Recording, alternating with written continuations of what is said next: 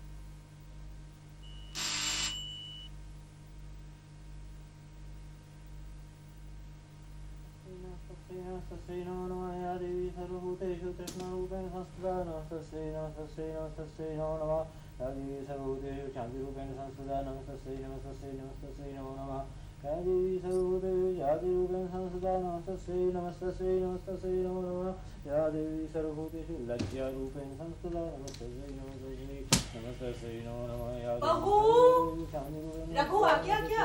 हाँ माँ। करोड़ी मंजी से बात की थी बेटा? नहीं, किस मुंह से और मांगता उनसे? तो मत मांग। बहन को घर में बिठाए रख कुआरी। अब तुम ही कहो पार्वती, किरोड़ी मल से 10,000 रुपए लेकर पूनम के लिए लड़का रोक भी लें तो शादी के लिए 1.5 लाख रुपए आएगा कहाँ से? मेरी वकालत की अभी शुरुआत है, कितना कर्जा ले?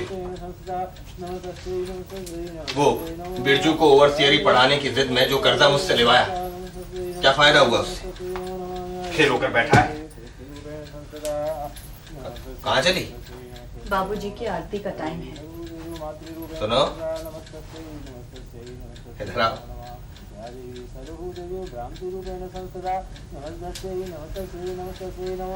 सास ससुर की सेवा करने का मतलब ये नहीं है कि पति को बिल्कुल अनदेखा ही कर दो। अरे 2 घड़ी बैठकर बात करने को मन नहीं होता? बहू आती है माँ। जाने दीजिए ना। बैठो ना। बात नहीं करनी है मुझसे, कुछ पूछना भी नहीं। ये भी नहीं कि सवेरे जो सरदर्द हो रहा था वो ठीक हुआ कि नहीं।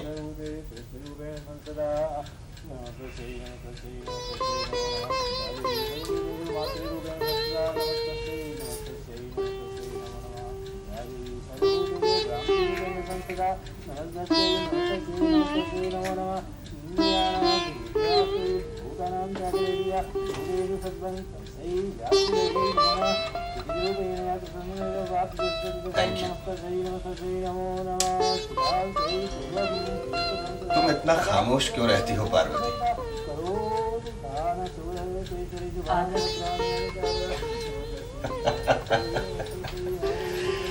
जानती हो, इससे अच्छा जवाब तो तुमने शादी के 2-4 महीने बाद दिया था। याद है तुमने क्या कहा था? तुमने कहा था मौन की भी एक भाषा होती है। अरे ओ बहू! और मैंने कहा था पार्वती, मौन की भाषा यहाँ समझता कौन है?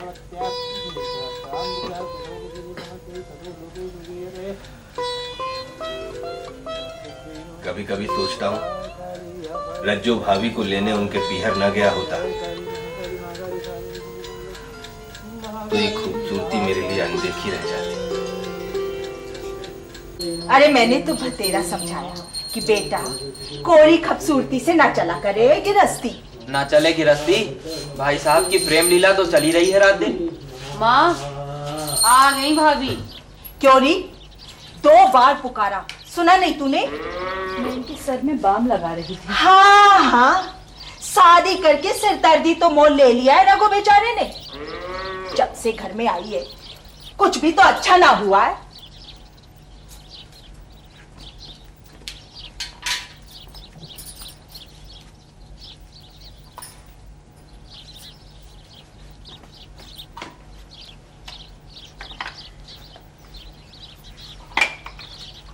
पेशकारी में इन्हों की अच्छी कमाई थी, सब वक्त से पहले ही रिटायर कर दिए गए। रघु की वकालत न चली, बिरजू फेल हो गया और ये इसका तो कहीं रिश्ता ही नहीं हो रहा। इन सब बातों के लिए पार्वती कैसे कसूरवार है माँ? लो जी, ये कसूरवार ना है, तेरी माँ ही कसूरवार है। अब तो खुश। कभी काम भी कर लिया कर। अरे नकदी की कौन कहे, जरा मरा सा जेवर भी ना लेके आई साथ में कि हम उसी के बूते पे पूनम का रिश्ता करने का हौसला करते। रघु की माँ, आजकल माँ बाप फिक्र करते हैं शादी के वक्त खानदान की, दहेज की। लड़के तो बस खूबसूरती देखा करते हैं। नहीं तो नहर ओवरसियर के यहाँ से 2.5 लाख का रिश्ता आया था, साहबजादे को लड़की पसंद नहीं आई। अजी यही तो रोना है, अपने ही सिक्का खोटा निकला। रघु की माँ, बहू बेटे जब राजी हों तो उनके रंग में भंग नहीं किया करते, उन्हें सब कुछ सौंप कर चली चलो चामुंडेश्वरी। अजी हाँ, हम उधर जय जय करते रहे, बिरजू पूनम इधर मरते रहे। इन्हीं का जुगाड़ करने के लिए तो यहाँ अटका हुआ हूँ भगवान, वरना मेरा कौन सा दुनियादारी में दिल लगता है। ये विशन होगा। बाबूजी, आपने बताया नहीं कि उसके साझेदारी में बिजनेस करने को पैसा दोगे कि नहीं? मेरी बूढ़ी हड्डियों को गिरवी रख करके लेने पैसा मिलता है तो।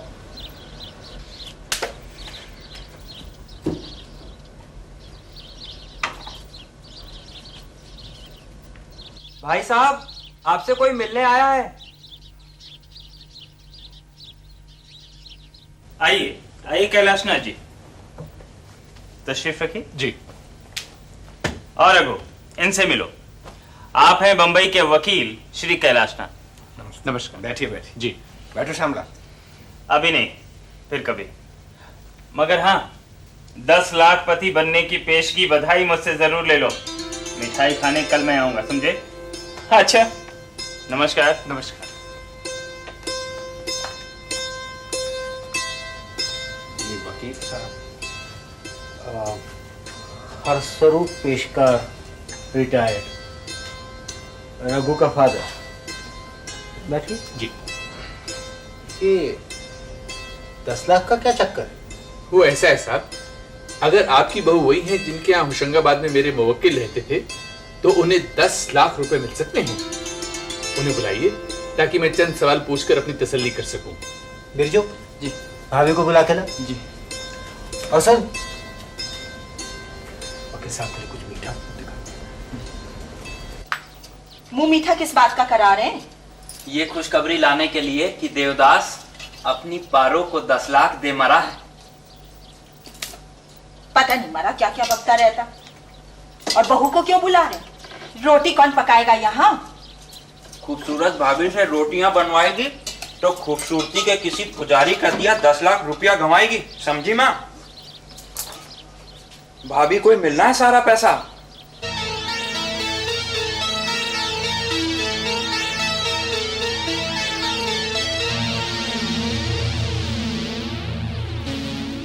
अरे छोड़ इसे,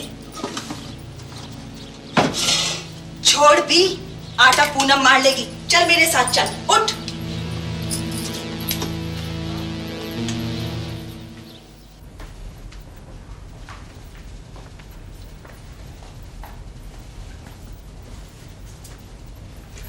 ये है हमारी बहू पार्वती। नमस्कार, बैठिए ना।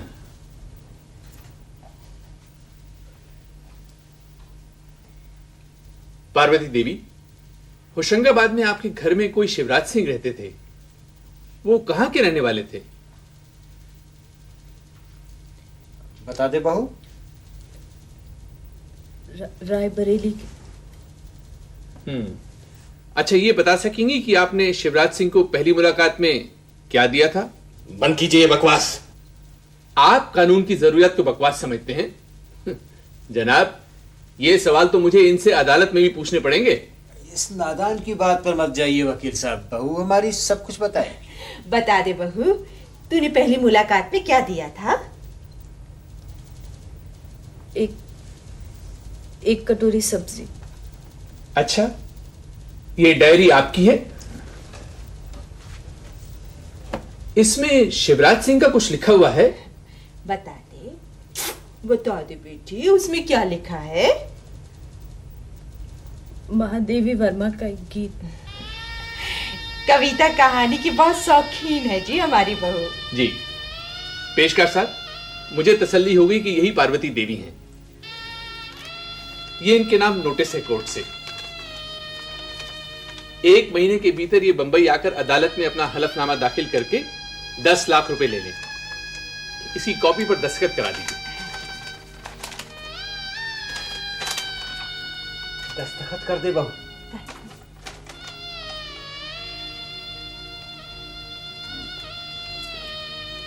ठीक, बस ये मुझे दे दीजिए।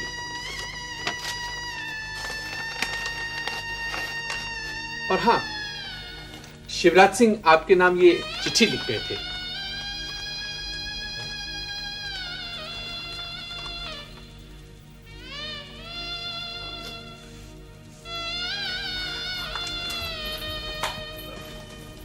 हमारी बहू का दिल बड़ा कोमल है। जी हाँ, शिवराज सिंह भी यही कहा करते थे। ये मेरा कार्ड रख लीजिए। बंबई आने से पहले मुझे इतला जरूर कर दीजिए। कोई नहीं आएगा बंबई। देखिए, अगर 1 महीने के भीतर आकर इन्होंने रुपया नहीं लिया तो ये सारी की सारी रकम उस ट्रस्ट को दे दी जाएगी जो मेरे मुवक्किल इनके नाम पर बना गए थे। मुंह तो मीठा कीजिए। जी नहीं, मुझे इजाजत दीजिए। बिरजू, वकील साहब को रिक्शे से छोड़कर क्या? आप बेकार तकल्लुफ कर रहे हैं। अच्छी तकल्लुफ की क्या बात है? बंबई में हमारी बहू के वकील भी तो आप ही होंगे। नमस्कार।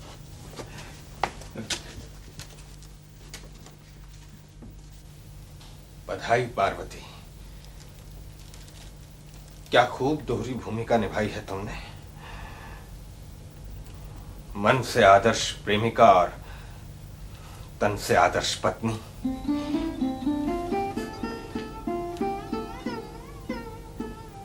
नहीं, तुम तो तन से भी कभी मेरी नहीं हुई।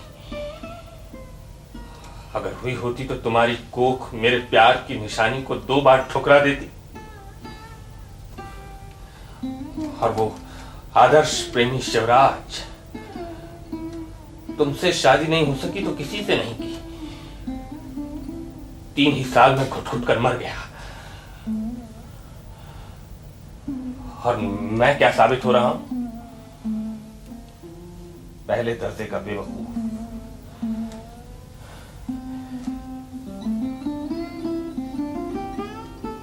पूरे मोहल्ले में ये बात फैल गई होगी कि रघुनंदन वकील अपने पत्नी के प्रेमी की मेहरबानी से मामूली पति से 10 लाख पति हो गया। पार्वती,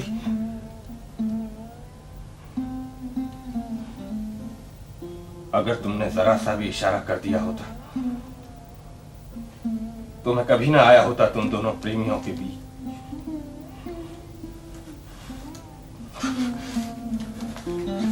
कौन था ये शिवराज? किस सेवा का दे गया मेवा? बोलो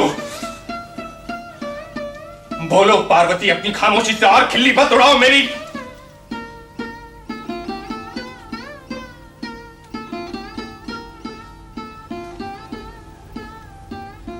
आप इसे पढ़ लीजिए।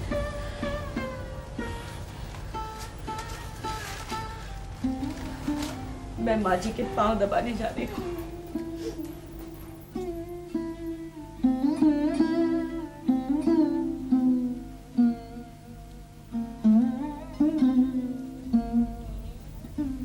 प्रिय पार्वती, ये चिट्ठी तुम्हें अस्पताल से लिख रहा हूं। मौत मुझे ले जाने के लिए खड़ी हुई है। सारी अंधेरी जिंदगी मेरी आंखों के आगे से गुजर रही है। उसमें कहीं कोई हल्की सी रोशनी है तो उन 10 महीनों में जो मैंने तुम्हारे छोटे से मकान की एक कोठरी में बिताए थे। किराया नहीं दे पाता था, इसलिए तुम्हारी सौतेली मां ने अपने बच्चों को पढ़ाने की बेगार मुझ पर लाद दी। तुम अपने भाइयों को मेरी कोठरी के दरवाजे तक छोड़ जाती और ले जाती, मगर कभी भीतर नहीं आती। फिर एक दिन मैंने ही तुम्हें पुकारा। सुनिए, थोड़ा सा नमक मिल सकेगा क्या? आज रोटी के साथ खाने को कुछ भी नहीं। अभी लाती हूँ। टकराएगा नहीं आज उद्धत लहरों से, कौन ज्वार फिर तुझे पार तक पहुंचाएगा।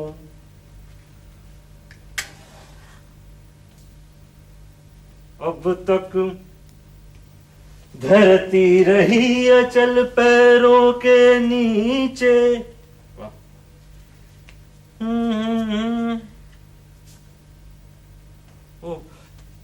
आप, मैंने मांगा था नमक और आप ले आई सब्जी। आपने नहीं बनाई थी ना, इसलिए। बनानी तो आती ही नहीं। हाँ, जब पैसे होते हैं तो वो होटल से खरीद लाता हूं, वरना पेट भरने को नमक के साथ रोटी क्या बुरी। दोनों वक्त? दोनों वक्त खाता कौन है? आप शायद सोच रही हैं कि जिसे 2 वक्त की रोटी नसीब नहीं है वो सिगरेट क्यों पीता है, और कभी कभी शराब भी। ये है क्या? ओ, नमक भी ले आई हैं आप। अरे वाह, ये अरे भाग भवानी लॉटरी का नतीजा निकल आया और मुझे पता भी नहीं चला। अरे ये कहां गया? भाग्य।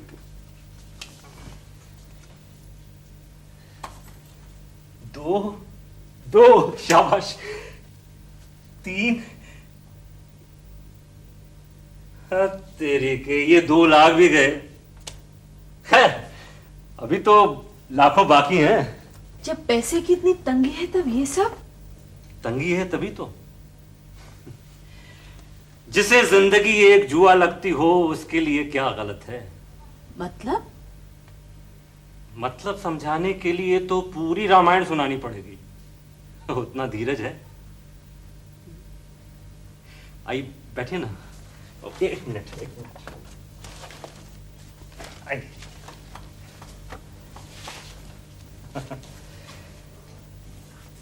मेरे पिताजी ने जमींदारी खत्म होने पर मिला सारा मुआवजा बंबई में चाचा जी के बिजनेस में लगा दिया था, सारा का सारा पैसा। ये माता जी पिताजी तो बचपन में ही गुजर गए और मेरे प्रिय चाचा जी ने मेरा पुश्तैनी पैसा कभी लौटाया ही। बच्चों को अकेला छोड़कर यहाँ क्या कर रही है? और ये कटोरी ये यहाँ कैसे आई? माँ जी, मैंने थोड़ी सी सब्जी मांगी थी। वाह, किराया तो 2 नहीं, ऊपर से सब्जी भी मांगो। चल रही यहाँ से।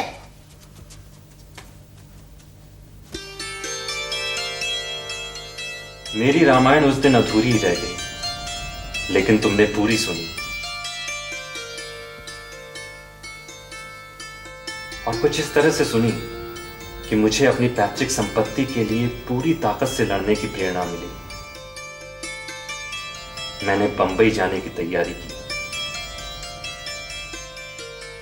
रंग में है क्षितिज घेरा, प्रश्न हर क्षण निठुर सा, पूछता परिचय बसेरा। तुम इसमें कुछ लिख दीजिए। अच्छा पार्वती, क्या लिख दूं? वही जो आप अभी गुनगुना रहे थे।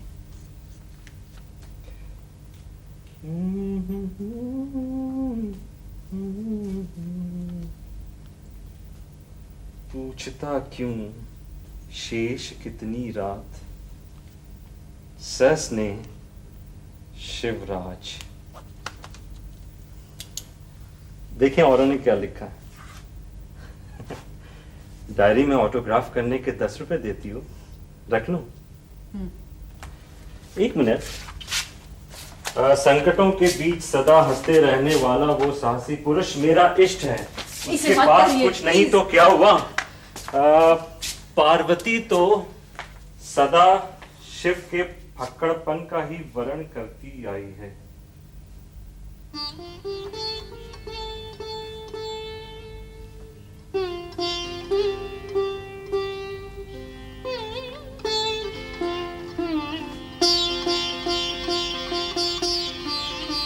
आज प्रत्युत्तर हो सभी का, ज्वालवाही श्वास पार्वती। सत्यानाश! क्यों जी? चलते चलते हमारी बेटी के मुंह पर कालिक पहुंचाने की नियत है? और कुंवारी लड़की का हाथ पकड़ने का मतलब भी समझते हो? जानता हूं माता जी, पार्वती का हाथ हमेशा के वास्ते अपने हाथ में लेने के लिए। अपने हाथ में लेने के लिए? सुनो जी, फिर कभी यहाँ मुंह दिखाने की जरूरत नहीं। गाड़ी में भले ही टाइम हो, आप फौरन यहाँ से मुंह काला करो।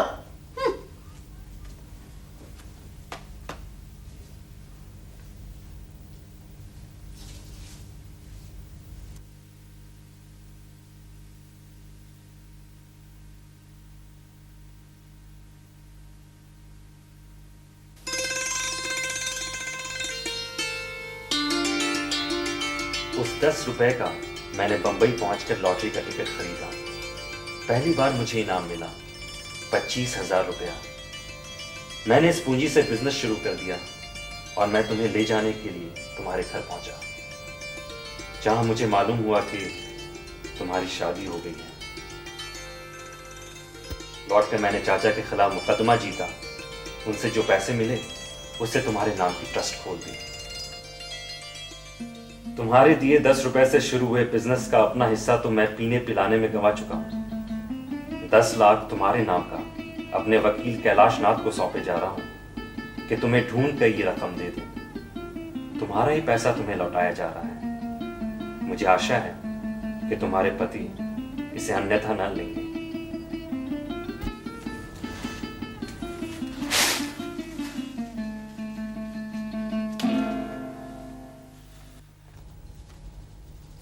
रघु, हमने सब कुछ सोच समझ लिया है, देख लिया है। भला बता, इसमें ऐसा क्या है जिससे बहू कसूरवार ठहरती हो?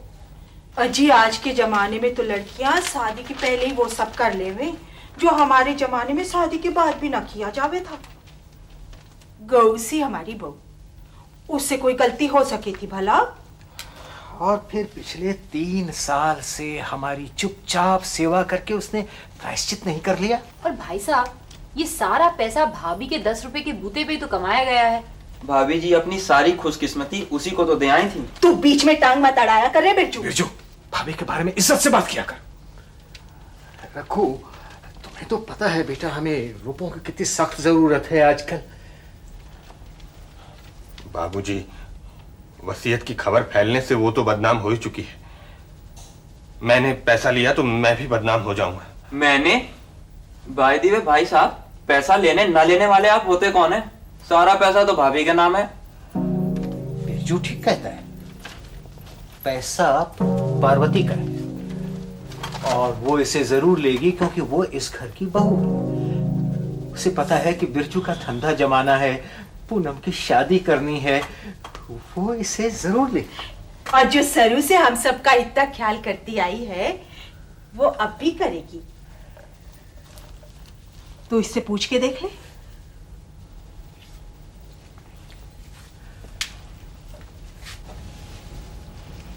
पार्वती, ये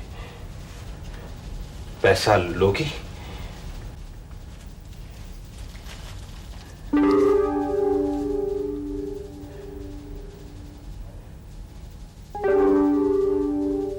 बोलो। जैसा आप कहें।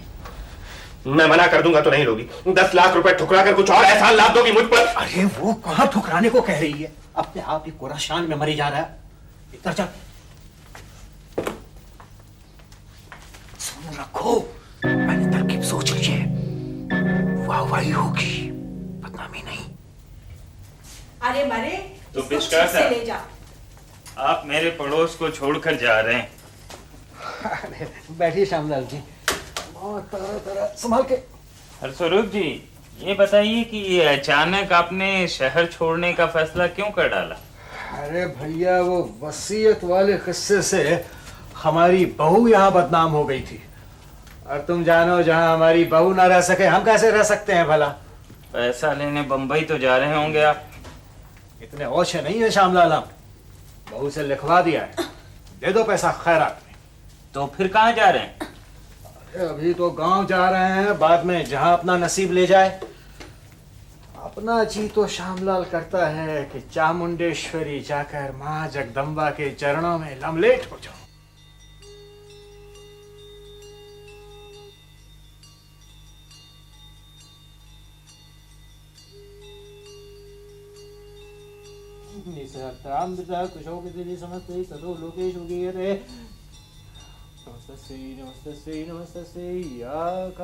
सर, हमारे होटल में एक गेस्ट ने चेक इन किया है, वो आपको बुला रहे हैं। काली महाकाली महाकाली काली महाकाली महाकाली महाकाली महाकाली।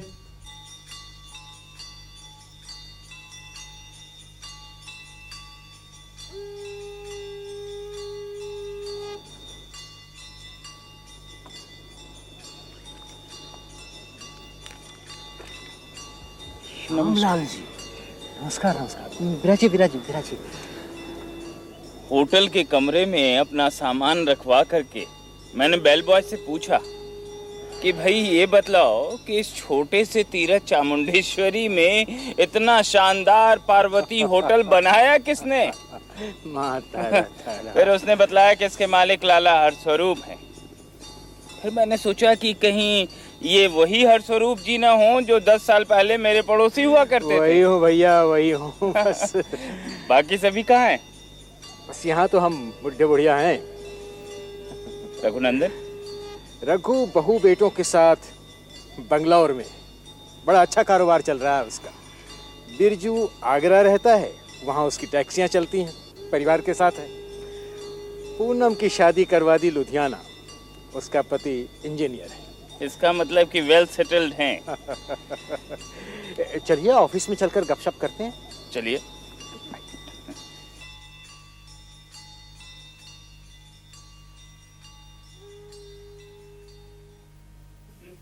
आइए आइए श्यामलाल जी, बैठिए। लगता है 10 लाख रुपया दान कर देना आपको खूब भला हरस्वरूप जी। माँ चामुंडेश्वरी की कृपा से अब तक तो अच्छा ही अच्छा है सब कुछ।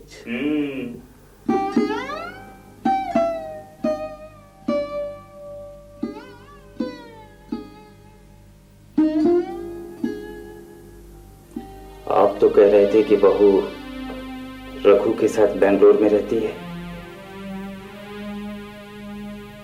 दूसरी शादी की। ये बेचारी तो हमारे चामुंडेश्वरी आने के 3 महीने के भीतर ही एक रात ऐसा सोई कि दोबारा उठी ही नहीं। यानी कि हमेशा के लिए खामोश हो गई हमारी खामोश भाभी।